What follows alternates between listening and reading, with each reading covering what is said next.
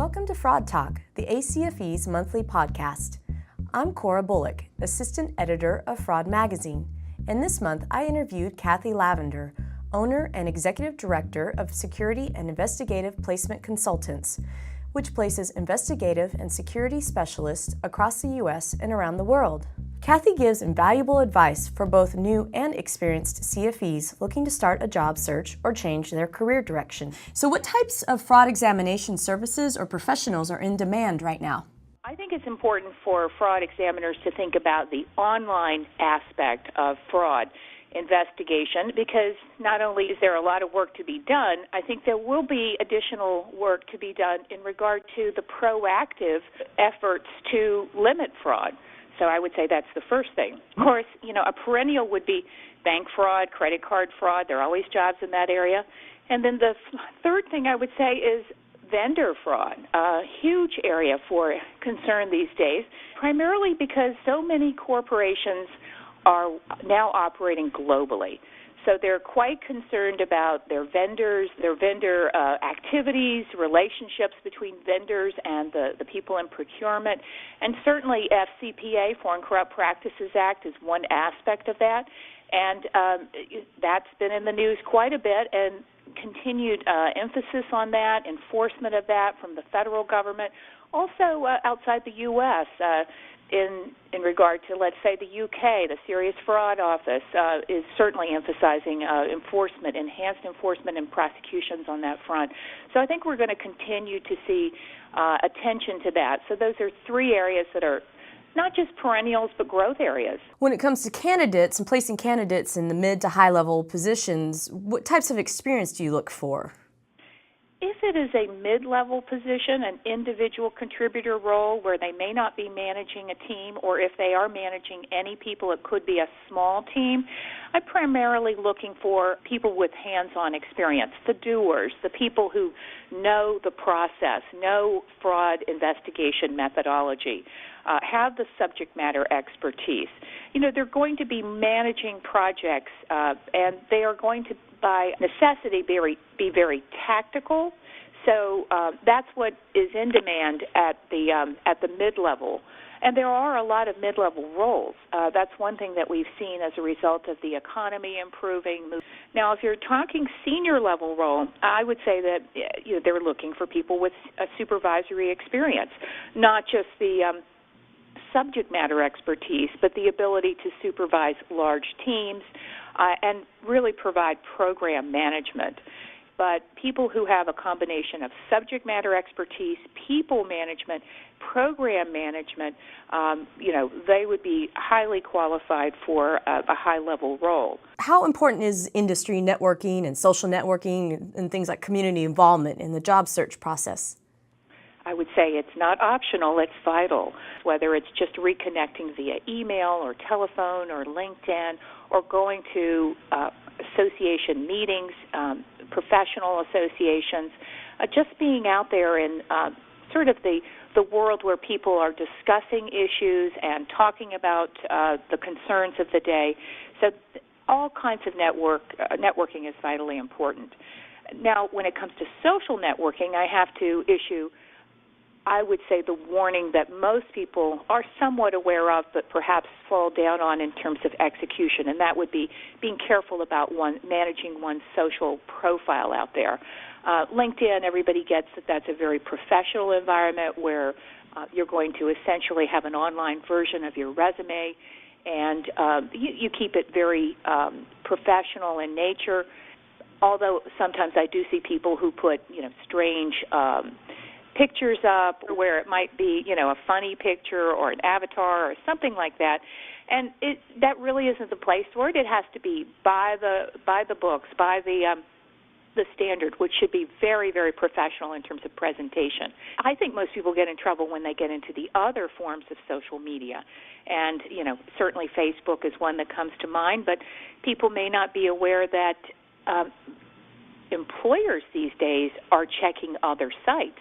They often employ background screening companies that look at dating sites, YouTube, posts. They will search via email as well as name and find things out there that, are somewhat questionable in some cases. Interesting. Okay. And you were about to go into community involvement? Community involvement, that's great because it just shows that you're thinking outside yourself, that you're a contributor, that you're somebody who is socially conscious and wants to contribute.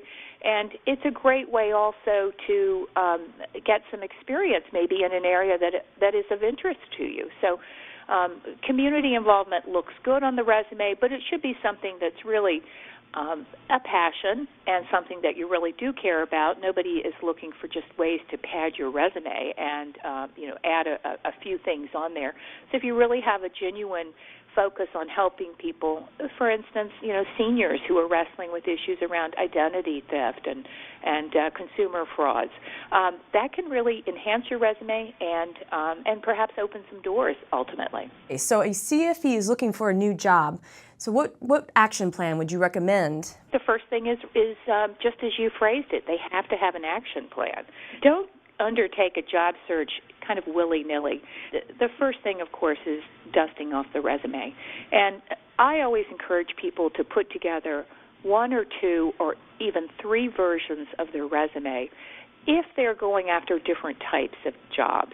Resumes should be highly tailored to the opportunity that one is seeking. And if you're early in your job search, you may have not really narrowed your focus. So you might need a resume that's kind of directed in two different directions. Well, don't confuse people by having kind of a resume that speaks out of both sides of the mouth. My big point here is once you've got a good resume or resumes, stop tweaking it. Working on your resume every day is not a job search. And start with the next step, which is your LinkedIn profile, and make sure that is just as compelling and just as ready for prime time as your resume. And something that a lot of people don't think about these days, which they really should, would be their profile on LinkedIn groups. You can join a number of groups on LinkedIn that are affinity groups that are professionally relevant to you, and I encourage people to do that because that's a way of raising their profile. They're more likely to be seen by internal or external recruiters or hiring managers.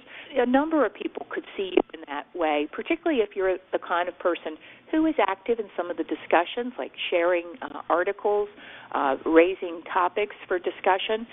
One great thing is that you could be perceived as a thought leader in that space, somebody who's very engaged in the issues of the day. And so LinkedIn groups are kind of still, I think, for many people, a little secret weapon that I strongly encourage people to participate in. Would you say that this action plan, is there any difference between a person who's just entering the job market for the first time versus more experienced candidates? It's just about having the right frame of reference about what they're going to do.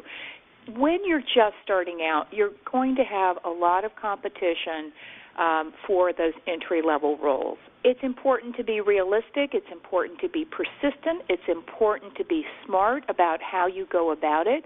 At the end of the day, when there are a lot of competitors for any kind of entry-level role or junior-level role, the person who often gets the job is the person who is really the best at networking and making new connections. So I would say that's the big difference between somebody who has experience and is competing at a different level. What other changes have you seen in resumes in the last 10 years? Resumes have gotten shorter. It's partly because there is a lack of time. People don't have a lot of time to read resumes, so they want a really distilled message in resumes.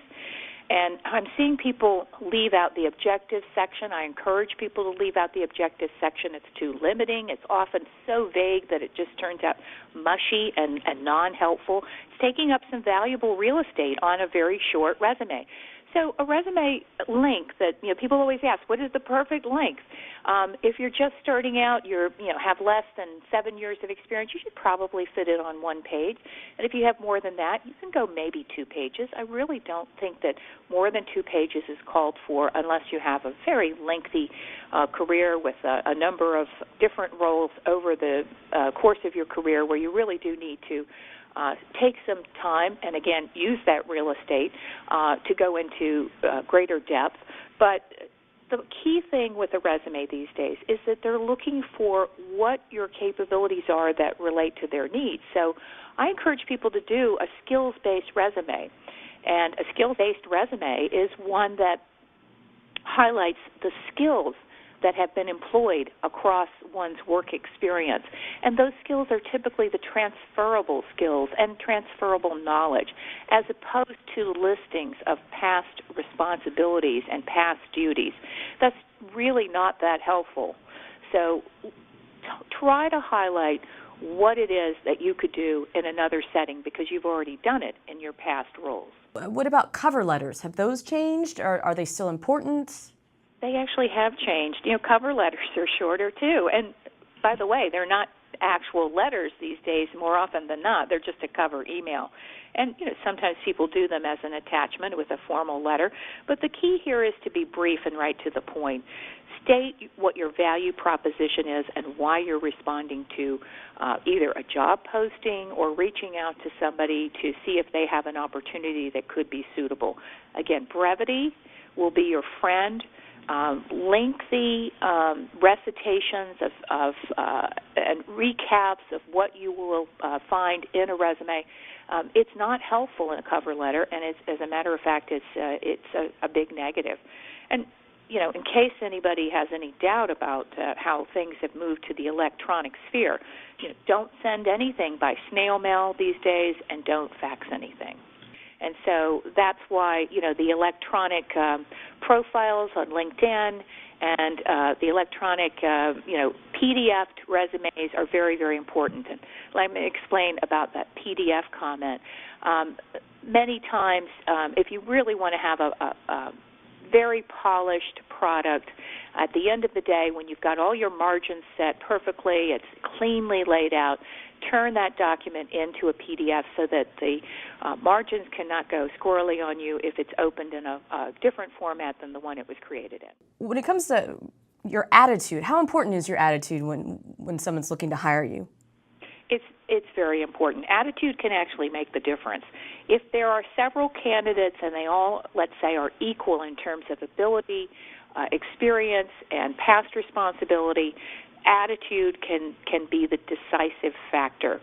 So clearly you've got to have a positive attitude. And I always tell people you have to be able to communicate that you're flexible and adaptable because we live in a very fluid world. You do want to communicate that you're a self-starter, assuming you are, because everyone is asking for candidates who are able to work independently. There's no one out there these days who has time to overmanage or micromanage or handhold.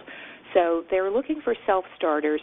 And then the final comment I would make about attitude is it's very important not to appear desperate. You may really, really want this job, but you cannot appear desperate. You cannot suggest that you will do anything under the sun to get the job.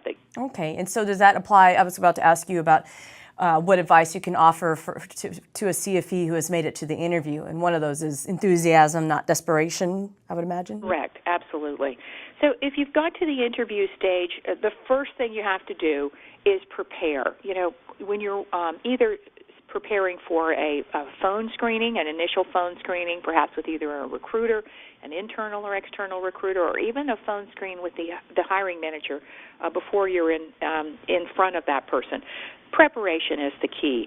You want to do your research about the company, read the description that you've been given very, very carefully, parse it almost like you're diagramming a sentence to understand what they're saying and try to understand what is not exactly explicitly said. Sometimes there's a subtext in there, and you can get some sense of where they're coming from or where they're trying to take the position. And, there could be things in there like looking for a change agent or to revamp or re-envision. Those are all great words that if you study them carefully, you'll know how to present yourself. So preparation is the key. And when you're in that situation and the tables finally turn and you get to ask questions of your interviewer, have some really smart questions ready. So don't ask about vacation policy or what are the standard business hours or things that you could find out by looking at the company's website. Have some really good questions. And a couple of those would be, what are your goals for this role? How is your organization changing? How will my performance be measured should I be chosen for this role? There are lots of really smart questions. Those are just a couple of suggestions. And so the smarter the question, the bigger the impression that you'll make. What kind of advice can you give for somebody who wants to completely change their direction in their careers? I would go back to something I said earlier about volunteering. If you know that you have the ability to find fraud, detect it, mitigate it, prevent it, and you really want to do this, but it's not currently within your job description or your purview in your current role, then look for opportunities in the community where you can volunteer. And so, there are certain police organizations, law enforcement organizations that allow for people to volunteer to handle certain things that might be consumer fraud oriented or other kinds of, as I said earlier, senior citizen fraud. There are many nonprofits that would love to have resources of this nature, so go out and look for those. And also, if you are really trying to change your career and you need to be employed, you need to be earning a paycheck, don't focus on the big organizations. They tend to be hierarchical, they tend to be siloed, and the responsibilities tend to be limited. So think about very small organizations where sooner rather than later your responsibilities could move toward some fraud responsibilities. What do you hope attendees will take away from your session? Why you need a career game plan and how you can craft a winner at the 24th Annual ACFE Global Fraud Conference. Well, I hope they'll come out of the session with an idea of how they can prepare for themselves a general roadmap about their career. And a career plan does not have to be formal. It's not a business plan. It's not something you have to bind up and keep at your side. But it's a general roadmap, not a direct route. Nobody has a direct route in their life from start to finish. But it's a general guide. And I want people to proactively think about where they're going as opposed to just sort of fall into various opportunities. There will be detours, and there will be unexpected developments, and there will be opportunities that are equally unexpected. So I suggest that people start with a discernment process where they really look at what their core interests are and their core skills and their strengths, and be very honest with themselves as they do this self-assessment. And that will help you as you start to think about where you want to be in 5 years or 10 years or 20 years. And that's what I hope that they'll come out with some sort of idea of how to think strategically about their own careers. The job search is intimidating, but Kathy's advice can take you to the next level. She will be presenting her breakout session, Why You Need a Career Game Plan and How You Can Craft a Winner, at the 24th Annual ACFE Global Fraud Conference in Las Vegas, June 23rd through 28th. Thank you for listening to Fraud Talk. Please join us next month.